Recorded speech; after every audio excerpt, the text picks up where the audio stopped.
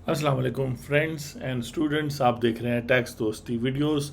और एक सवाल अगर सेल्स टैक्स के हवाले से पूछा जाता है पूरे पाकिस्तान में, सबसे ज़्यादा व्हाट्सएप पे, फेसबुक पे, हर एक फोरम पे और इवन फेस टू फेस कि सर सेल्स टैक्स का रेट क्या है इस आइटम के लिए, उस आइटम के लिए, एक्स आइटम के लिए, मोबाइल के लिए, गाड़ी के लिए, मेडिसिन के लिए, बुक्स के लिए। तो आज से हम जो ये वीडियोस आप देखेंगे सेल्स टैक्स रेट्स की वीडियो, तो इसमें बेसिकली एक लॉजिकल स्ट्रक्चर हम बनाएंगे कि किस तरीके से, अगर आपको बिल्कुल भी नहीं पता या आप इसी फील्ड में हैं, इसी इंडस्ट्री में हैं, या आप इंपोर्ट्स में हैं या लोकल मैन्युफैक्चरिंग, सेल्स, डिस्ट्रीब्यूशन और रिटेल में हैं, सेल्स टैक्स के रेट्स कैसे आप इंटेलिजेंट तरीके से मालूम कर सकते हैं। इस वक्त टैक्स ईयर 2024 चल रहा है, फाइनेंस एक्ट 2023 आ चुका है, तो रेट्स हमारे पास सामने। लॉजिक हम स्टार्ट करते हैं कि जी सेल्स टैक्स में बेसिकली सेल्स टैक्स दो स्टेजेस पे लगाया जाता है। एक तो इंपोर्ट, जब पाकिस्तान में कोई चीज़ इंपोर्ट की जाए उस पर सेल्स टैक्स लगता है, या फिर एग्जम्प्ट हो जाता है, या फिर at the time of manufacture, distribution, wholesale और रिटेल, यानी कि जो आपका सप्लाई चेन है लोकली, चाहे वो इंपोर्ट से ही स्टार्ट हुआ, लेकिन बेसिकली ये दो चीज़ें हैं बेसिकली, इंपोर्ट्स और टैक्सेबल सप्लाईज। तो अगर हम इंपोर्ट्स को लें तो पाकिस्तान में सेल्स टैक्स एक्ट 1990 के मुताबिक टैक्स ईयर 2024 के लिए स्टैंडर्ड रेट 18% है और लग्जरी गुड्स 25% है।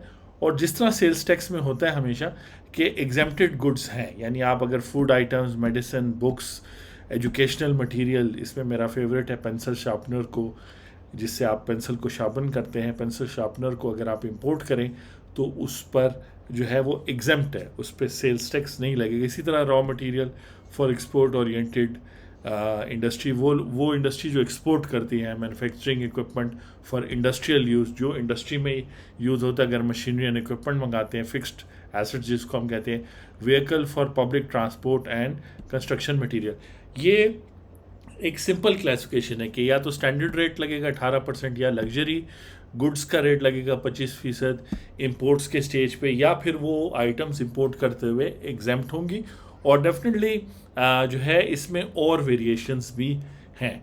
बस सिर्फ ये याद रखें कि डेफिनेटली इंपोर्ट की बात हो रही है तो इंपोर्ट की value, cost, insurance and freight शामिल करके, यानी इंपोर्ट की वैल्यू कैलकुलेट होती है और कस्टम्स वाले जो डील करते हैं वो उसको बेहतर समझते हैं। लेकिन हम लॉजिक निकालना चाह रहे हैं कि जी इंपोर्ट करते हुए किसी एक आइटम की बात करते हैं तो उसका रेट क्या होगा, या सेल्स टैक्स में उसका रेट कैसे गिवन है। तो सबसे पॉपुलर चीज़ मोबाइल की अगर आप इंपोर्ट करते हैं तो उस पर आपको 18% पे करना है या 25% पे करना है, एक सब, या कुछ ऐसे मोबाइल्स हैं जो एग्जेम्प्टेड हैं, यानी उन पर आपको कोई भी सेल्स टैक्स पे नहीं करने की ज़रूरत है। और इसमें और वेरिएशन भी हो सकती है, रिड्यूस रेट्स भी हो सकते हैं, रेट्स के अलावा फिक्स्ड अमाउंट्स भी हो सकती हैं।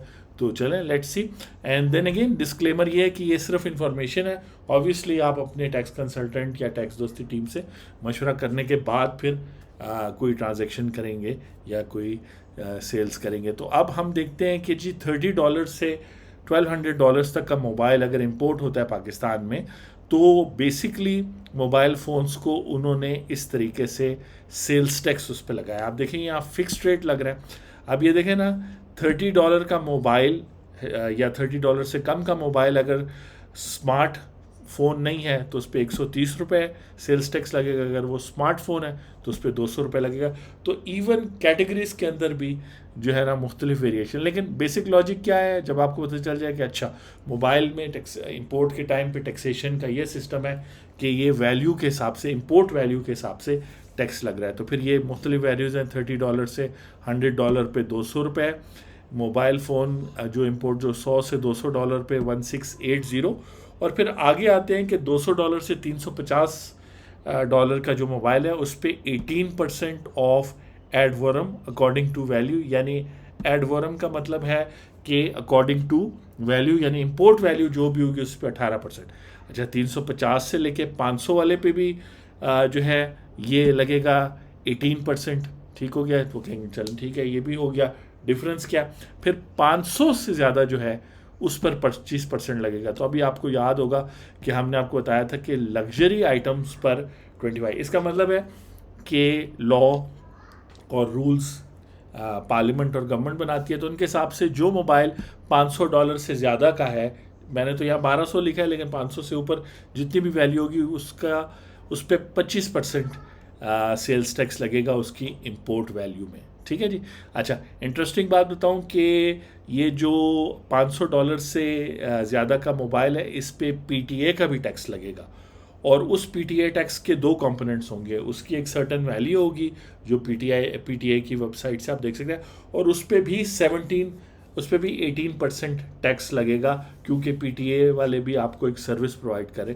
तो जो मोबाइल्स $500 से ज़्यादा के हैं वो, अभी मुझे कैसे पता चला है, तो ऑब्वियसली आप वर्क अराउंड करते हैं, आप चीज़ें करते हैं। डिस्क्लेमर यही है कि इन्फॉर्मेशन में गलती हो सकती है।